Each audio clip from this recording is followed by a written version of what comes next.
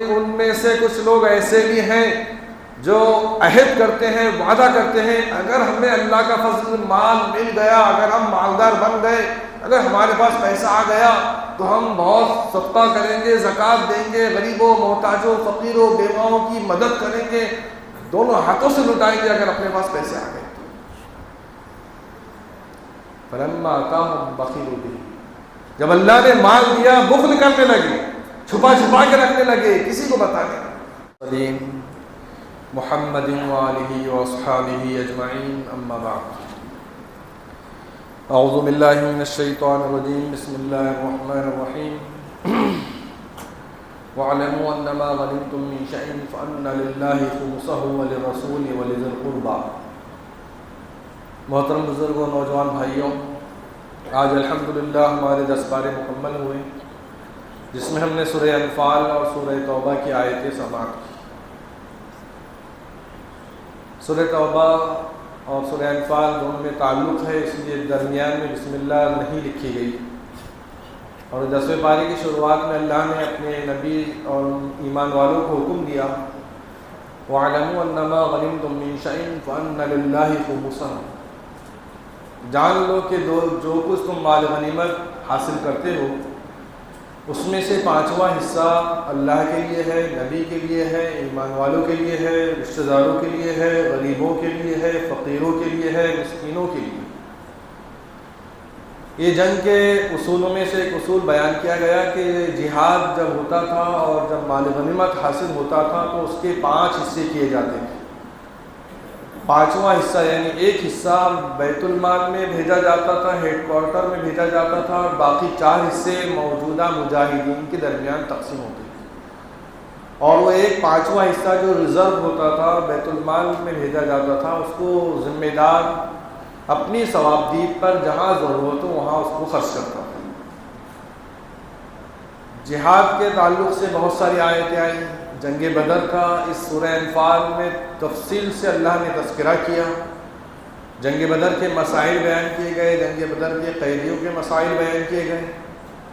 اس طرح 10ویں پارے کی شروعات ہی میں اللہ نے مال غنیمت کی تقسیم کا ایک طریقہ بتایا۔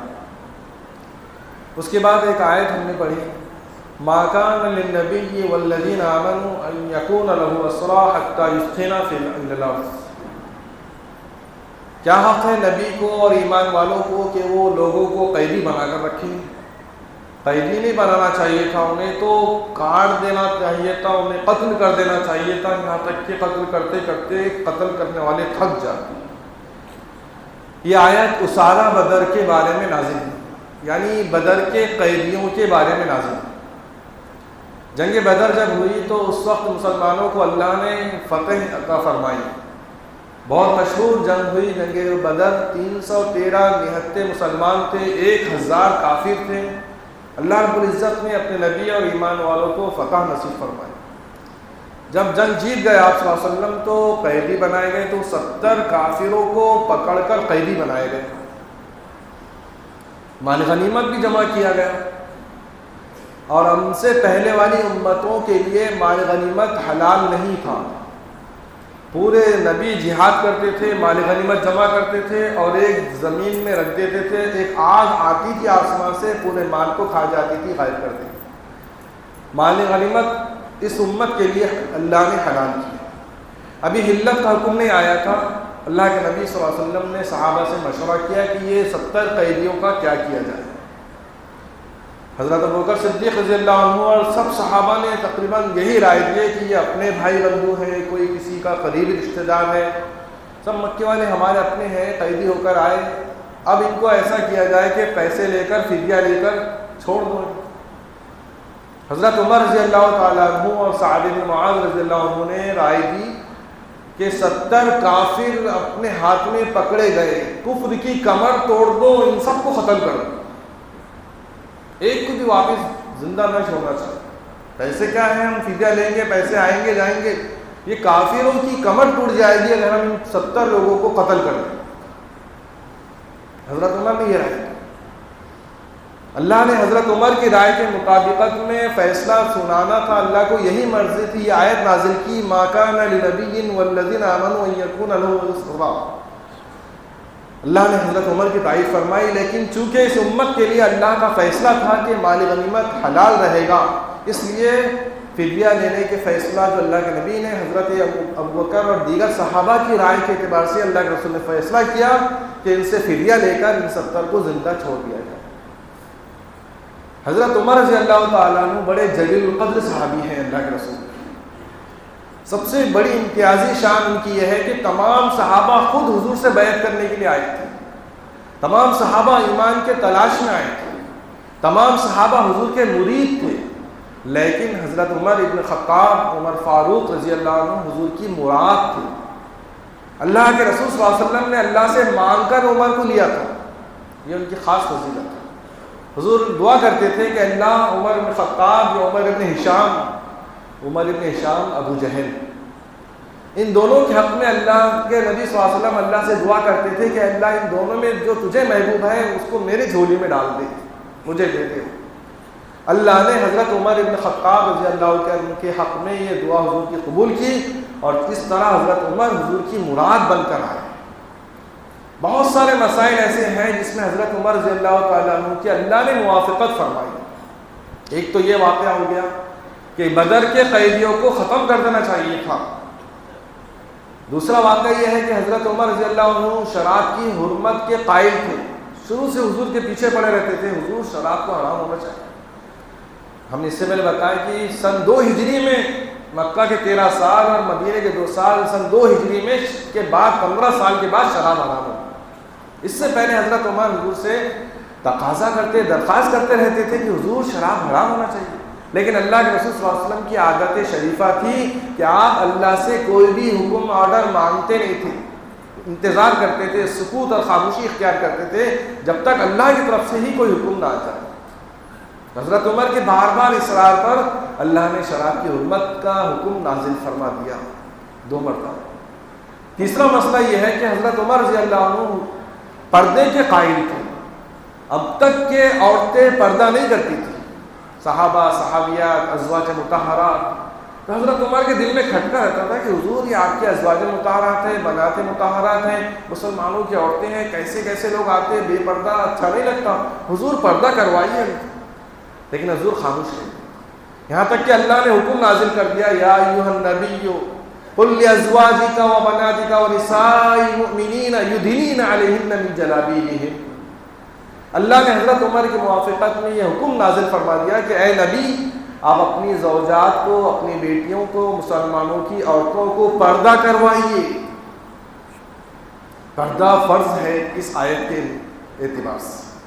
اللہ نے اللہ کے نبی صلی اللہ علیہ وسلم کی بیویوں کو، بیٹیوں کو، مسلمان صحابیات کو، مسلمانوں کی بیویوں کو پردے کا حکم دیا۔ آج ہمارے گھر کے مستورات کا کیا حال ہے؟ پردے کے نام پر بے حیائی ہو رہی، پردہ نہیں کیا جا رہا ہے، برقع نہیں پہنا جا رہا ہے، بلکہ برقع نہیں، ایک چست لباس ہے جو اس عورت کے تمام نقشے کو ظاہر کر رہا ہے، اس کے خد و خال کو بتا رہا ہے، اس کے سائز کو بتا رہا ہے۔ کیسی ہماری غیرت ہے کہ ہم اپنی گھر کی عورتوں کو صحیح طریقے سے پردہ نہیں کروا پا رہے ہیں، یہ ہماری بڑی بے غیرتی ہے۔ پردے کا مطلب یہ ہے، برقعے کا مطلب یہ ہے کہ عورت ڈھک جائے، چھپ جائے، اس کا نقشہ ظاہر نہ ہو۔ چوک میں چلی جاتی ہے، مدینہ، نور مدینہ نام عربی برقع، اور وہ خریدنے کے بعد وہیں بازو میں ٹیلر صاحب بیٹھے ہوئے ہیں، اور اس عورت کا نام لے کر اس کے جسم کی ساخت کے اعتبار سے وہ لڑکی، میری بہن بھی اور فٹ کروا رہی ہے، سلا رہی ہے، اس کے بعد اس کا استعمال۔ اس آیت پر ہم کیسے عمل کریں؟ اس لیے میرے بھائیوں، ہمیں چاہیے کہ ہم اپنے گھر کی مستورات کا جائزہ لیتے رہیں، ان کو ایسے ہی نہ چھوڑ دیں، ان کی ہی نہ سنتے چلے، بلکہ اللہ نے ہم نے اس سے پہلے آپ کو بتایا، قرآن کی روشنی میں بتایا، الرجال قوامون علی النساء، آدمی اپنے عورتوں کا قائد ہے، ذمہ دار ہے، لے کر چلنے والا ہے۔ الٹا ہو رہا ہے، عورتوں کی سن کر ہم چل رہے۔ بہرحال یہ پردے کا تیسرا مسئلہ تھا جو حضرت عمر کے اصرار کے بعد اللہ نے نازل کیا۔ حضرت عمر کا چوتھا مسئلہ یہ ہے کہ حضرت عمر رضی اللہ عنہ بار بار اصرار کرتے تھے کہ مقام ابراہیم کے سامنے 2 رکعت نماز پڑھنا چاہیے، لیکن اللہ کے رسول خاموش رہتے تھے۔ اللہ نے آیت نازل کر دی، وَاتَّخِذُوا مِن مَّقَامِ إِبْرَاهِيمَ مُصَلًّى، مقام ابراہیم کے بعد 2 رکعت نماز پڑھو. میرے جو بھی بھائی حج کر کے آئے ہیں، عمرہ کر کے آئے ہیں، وہ سب وہاں 2 رکعت نماز پڑھ کر آتے ہیں مقام ابراہیم کے سامنے. نہیں ملا تو اس کے سائڈ سے دور ہی صحیح، پیچھے ہی صحیح، جہاں ممکن ہو وہاں 2 رکعت ہم نماز پڑھتے ہیں طواف مکمل ہو جانے کے بعد. اللہ کرے کہ میری دعا ہے اس مبارک رات میں اور اس اللہ کے گھر میں کہ اللہ ہر مسلمان کو اپنے گھر کی زیارت نصیب فرمائے. اللہ ہر مسلمان کو اپنے گھر بلائے، وہاں کی زیارت نصیب فرمائے. بہت بڑی دولت ہے عمرہ، اللہ کے رسول صلی اللہ علیہ وسلم کے قدموں میں پہنچنا، زمزم جی بھر کے پینا، صفا مروہ کی سعی کرنا، کعبہ بیت اللہ کا طواف کرنا، یہ معمولی نعمتیں نہیں ہیں. اللہ ہر مسلمان کو یہ نعمتیں نوازے. میری اللہ سے دل سے دعا ہے. وَاتَّخِذُوا مِن مَّقَامِ إِبْرَاهِيمَ مُصَلًّى، اللہ نے حضرت عمر کے موافقت میں حکم نازل کیا. اسی بارے میں ہم نے آگے سنے کہ وَلَا تُصَلِّ عَلَىٰ أَحَدٍ مِّنْهُمْ وَلَا تَقُمْ عَلَىٰ قَبْرِهِ إِن تَسْتَغْفِرْ لَهُمْ 70 مَرَّةً فَلَن يَغْفِرَ اللَّهُ لَهُمْ. یہ آیتیں ہم نے آج کی تراویح میں سنے. مسئلہ ہے منافقین کی نماز جنازہ کا، ان کے لیے دعا استغفار. عبداللہ ابن ابی ابن سلول رئیس المنافقین جسے کہتے ہیں، منافقوں کا مدینے میں سردار تھا. اللہ کے رسول صلی اللہ علیہ وسلم کے مدینہ آنے سے پہلے، ہجرت کرنے سے پہلے یہ مدینے کا لیڈر بن گیا تھا، اور مدینے والے اس کو اپنا لیڈر، اپنا رہنما بنانے ہی والے تھے. اس کی تاج پوشی ہو ہی نہیں والے تھی کہ خبریں آنے لگی کہ اللہ کے رسول صلی اللہ علیہ وسلم مدینہ تشریف لا رہے ہیں. تمام لوگوں کا دھیان ادھر ہو گیا، اور جیسے اللہ کے رسول صلی اللہ علیہ وسلم مدینہ تشریف لائے، سب لوگوں نے آپ کو اپنے ہاتھوں میں، اپنے سروں پر لیا اور آپ کو اپنا قائد بنایا، اور اس کی قیادت ختم ہو گئی. دل سے ایمان نہیں لایا، زبان سے اپنے آپ کو مسلمان ظاہر کرنے لگا، لیکن اللہ کے رسول صلی اللہ علیہ وسلم کے پیچھے غلط حرکتیں اور دشمنیاں نکالتا تھا، اور اپنا گروپ بنا لیا تھا منافقوں کا، اور اس کا لیڈر بن کر گھومتا تھا. جب یہ مر گیا تو ان کا بیٹا، اس کا بیٹا مسلمان تھا، خالص پکے مسلمان صحابی تھے. ان کے بیٹے عبداللہ، اس کا نام عبداللہ کو معلوم ہوا کہ میرے باپ کا انتقال ہو گیا. اللہ کے رسول صلی اللہ علیہ وسلم کی خدمت میں حاضر ہوئے، کہا کہ حضور میرے باپ جیسے تھے آپ کو معلوم ہے، ان کی مغفرت ہو جائے، اس لیے آپ اپنا مبارک قمیص دے دیجئے کفن، میں اپنے باپ کو اس میں کفنا دوں. اللہ کے رسول صلی اللہ علیہ وسلم نے اپنا قمیص مبارک اتار کے دے دیے، لے جاؤ. آپ نے بدلہ چکائے تھے کہ بدر کے قیدیوں میں حضور کے چچا عباس بھی قیدی ہو کر آئے تھے، اور ان کا ہائٹ بڑی تھی. جب ان کے کپڑے میلے ہو گئے تھے تو کوئی کپڑے ان کو نہیں آ رہے تھے، تو یہ عبداللہ بن ابی، یعنی یہ رئیس المنافقین، منافقوں کا سردار جو مرا، اس نے ایک قمیص لا کر دیا تھا. حضور نے اپنے چچا کا بدلہ ادا کرتے ہوئے اور اس کے بیٹے کی درخواست پر اپنا قمیص مبارک دے دیا، تاکہ جب اس نے اس قمیص میں اپنے باپ کو کفنایا. اور پھر اس کے بعد نماز جنازہ کا مسئلہ آیا، تو پھر بیٹے نے کہا کہ اب حضور میرے باپ کی نماز جنازہ پڑھا دیجئے، جیسے تھا آپ کو معلوم ہے، آپ نماز جنازہ پڑھا دیں گے، میرے باپ کی مغفرت ہو جائے.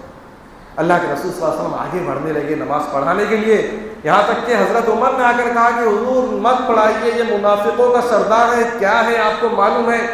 کہا کہ اور اللہ نے آپ کو منع بھی کیا کہ آپ 70 مرتبہ بھی اس کے لیے مغفرت کریں گے، مغفرت نہیں ہوگی. حضور رحمت للعالمین تھے، ایک ایک امتی کا آپ کو خیال تھا، امت کی وجہ سے حضور روتے تھے راتوں رات. حضور نے کہا کہ میں 70 سے زیادہ مرتبہ استغفار کر لوں گا اور اپنے رب کو راضی کر کے اس کی مغفرت کرا دوں. یہاں تک کہ حضور صلی اللہ علیہ وسلم آگے بڑھے نماز پڑھانے کے لیے، عمر فاروق پیچھے سے کرتا پکڑ لیے، کسی کی ہمت نہیں ہوتی کہ ایسا کرے.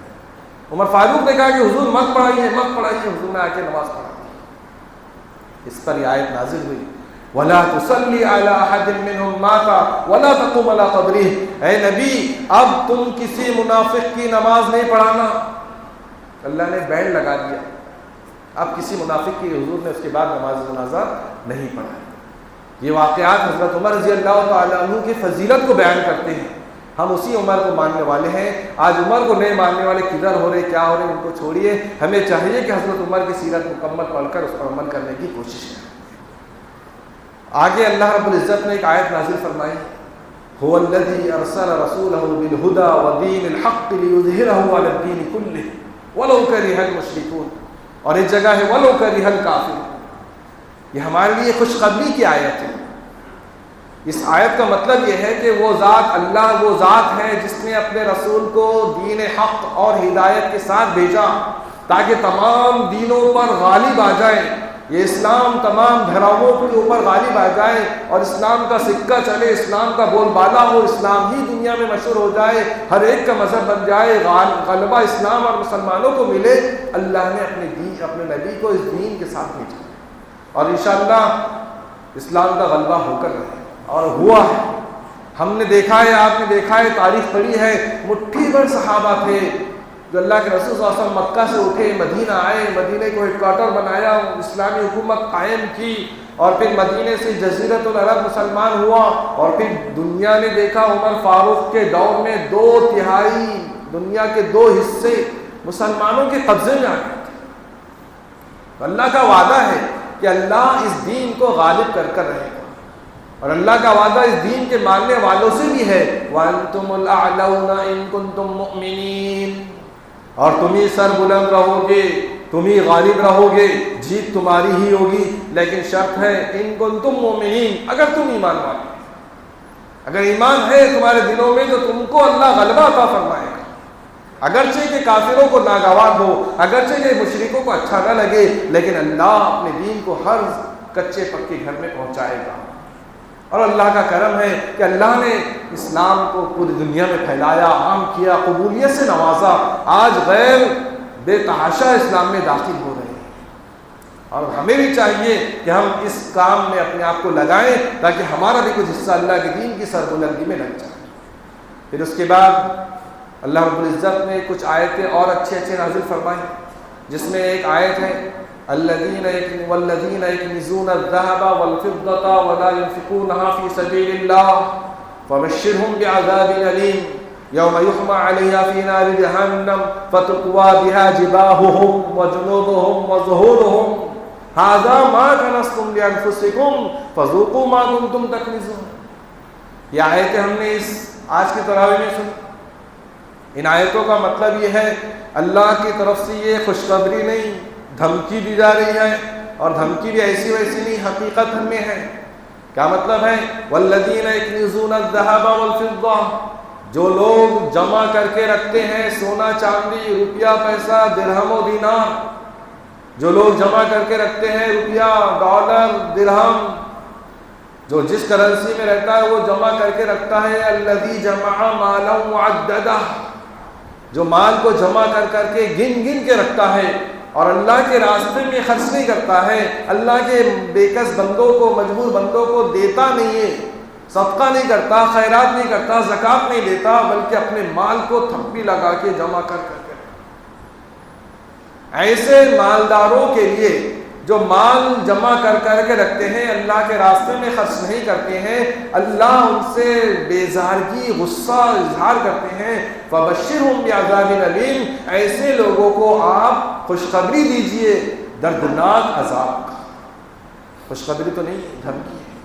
ایسے لوگوں کو اللہ دردناک عذاب دیں گے، اور وہ عذاب کیسا ہوگا اس کو بھی قرآن میں اللہ نے بیان کیا، یوم یحمى علیہا فی نار جہنم، ان کا اپنا خزانہ اللہ جہنم میں گرم کرے گا اور پھر وہ خزانہ جہنم کی آگ میں گرم کر کے خوب تپا کر ان کے پیشانیوں پر ڈالا جائے گا، ان کے پہلوؤں پر لگایا جائے گا، ان کی پیٹھوں پر لگایا جائے گا اور کہا جائے گا یہ تمہارا خزانہ ہے تو لو اپنے خزانے کو چکھو۔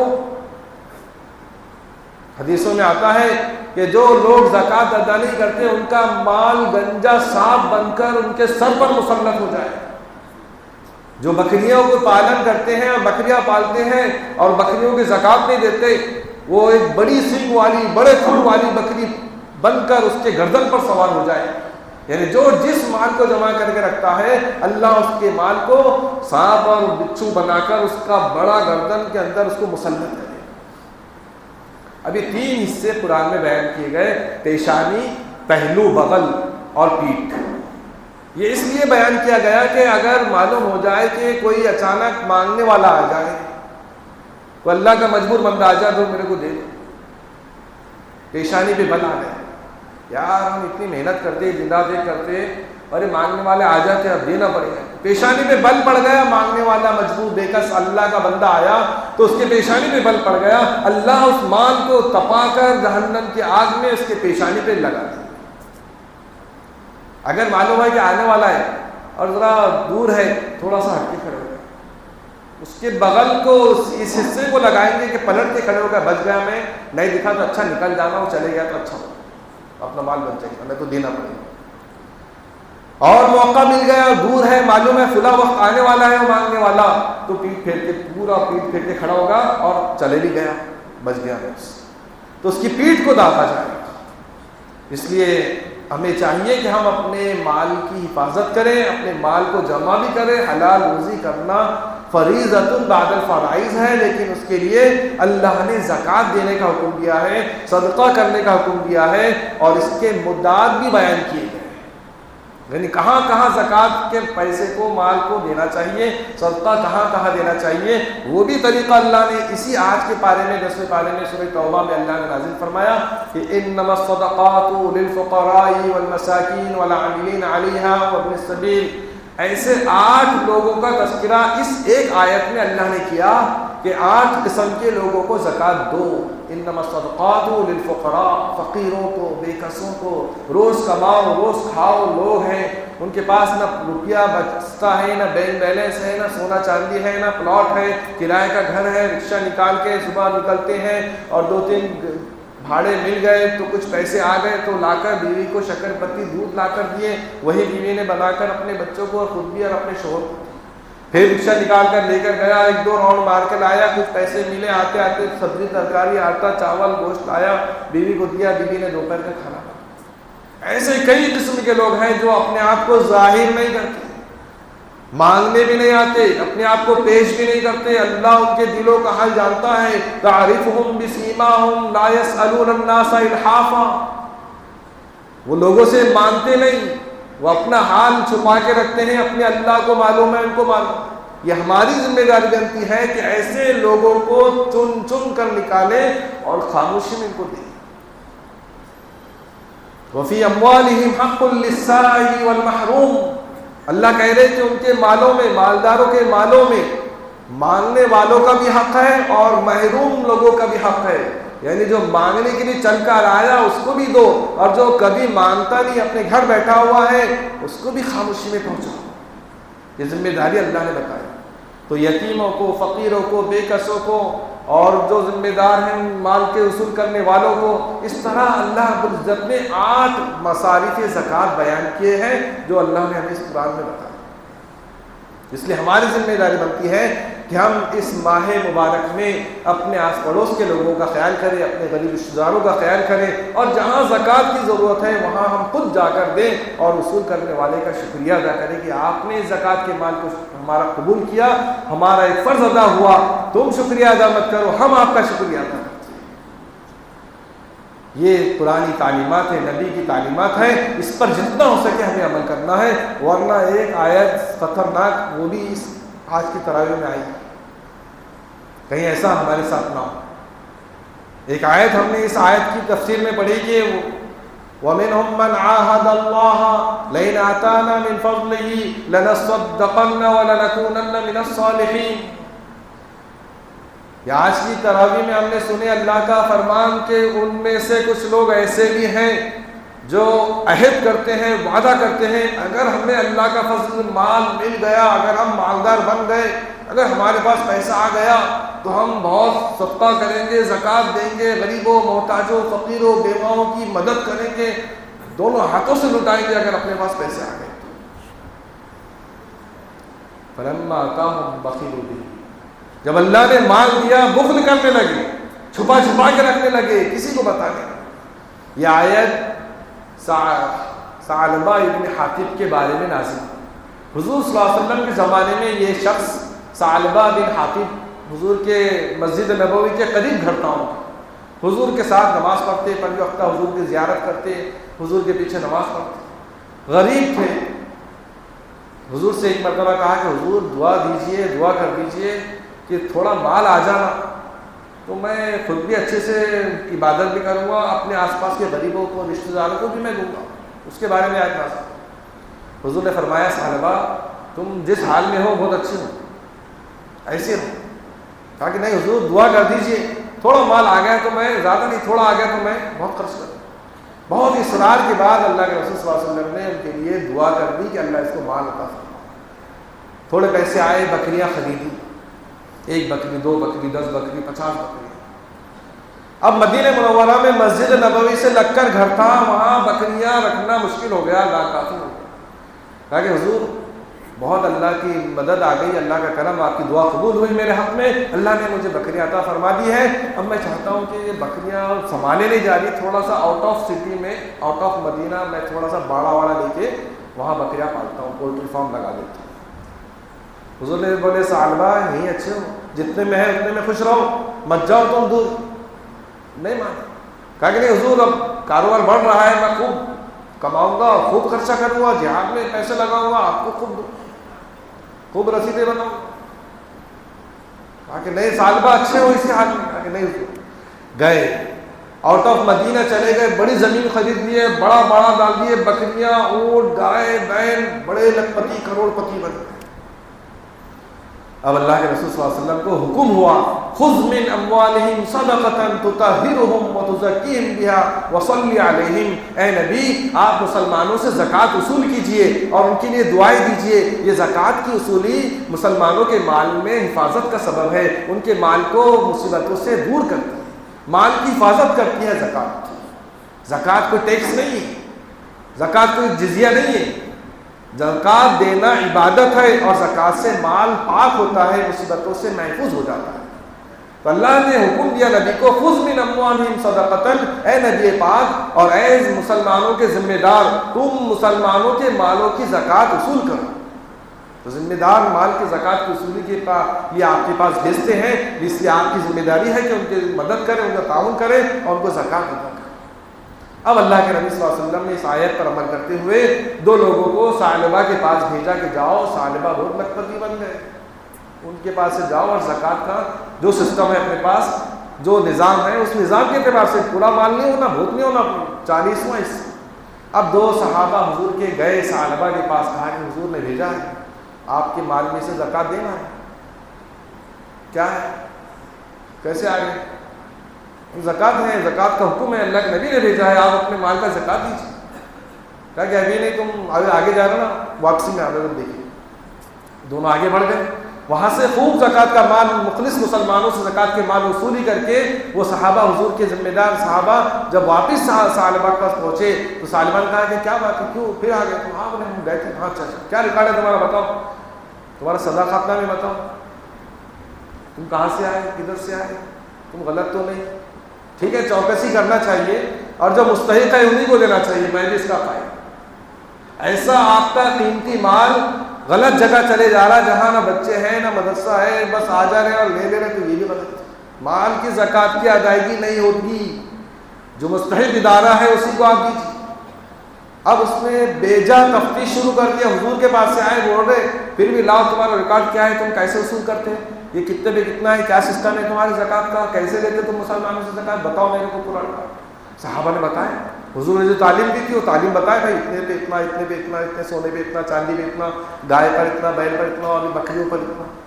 ارے یہ تو ٹیکس ہے, یہ انکم ٹیکس وصول کر رہے تم لوگ, یہ نہیں لینا چاہیے حضور نے. یہ صحابہ کے الفاظ, یہ تو ٹیکس ہے, یہ ہم اتنے محنت سے کما رہے ہیں, بھول گیا سب, دعا دی حضور نے, اللہ نے دیا, سب بھول گیا.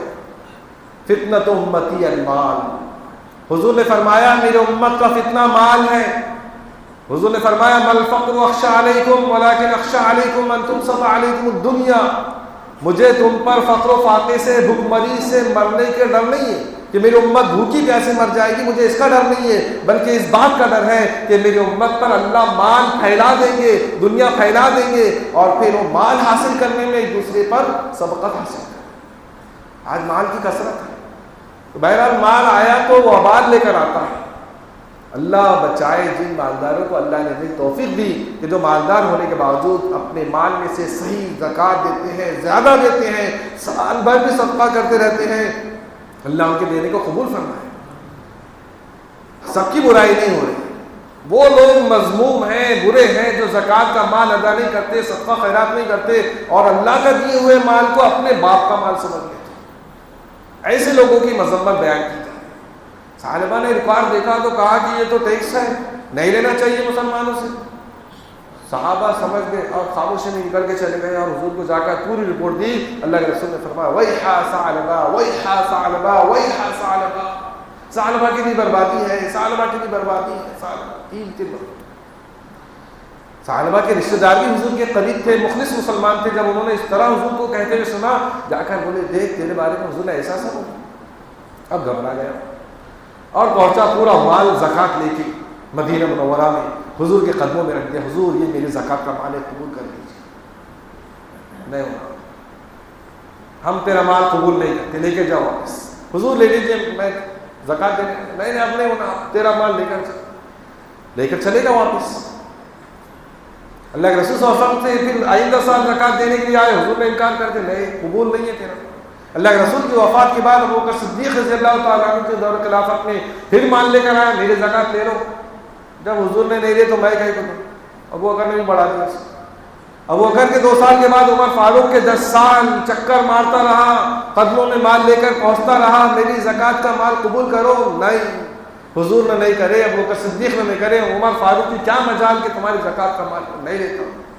یہاں تک کہ حضرت عثمان کے زمانے میں ثعلبہ بے ایمان مر گئے. اس لیے میرے بھائیوں, ہمیں چاہیے کہ ہم اپنے مالوں کی تفتیش کریں, مال حلال طریقے سے کمائیں, مال کا حساب کتاب رکھیں اور مال کی صحیح بر وقت زکوٰۃ ادا کر دیا کریں. اور اس کے علاوہ سال بھر ہم اپنا ہاتھ کھلا کر کے رکھیں. خود اللہ نے کہا وَآتُوهُم مِّن مَّالِ اللَّهِ الَّذِي آتَاكُمْ, اپنے مال وہ تمہارے مال نہیں ہے. وَآتُوهُم مِّن مَّالِ اللَّهِ, اللہ کے دیے ہوئے مال کو اللہ کے بندوں پر خرچ. اللہ تعالیٰ سے دعا ہے کہ اللہ ہم سب کو ان باتوں پر عمل کی توفیق عطا فرمائے. وآخر دعوانا الحمد للہ رب العالمین.